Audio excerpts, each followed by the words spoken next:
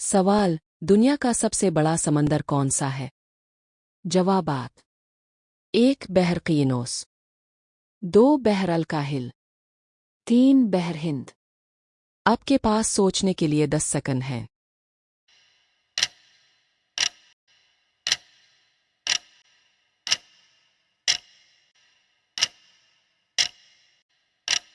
सही जवाब बहर अल-काहिल।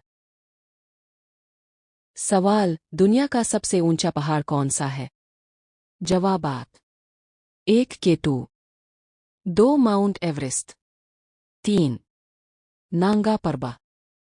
आपके पास सोचने के लिए 10 सेकंड हैं।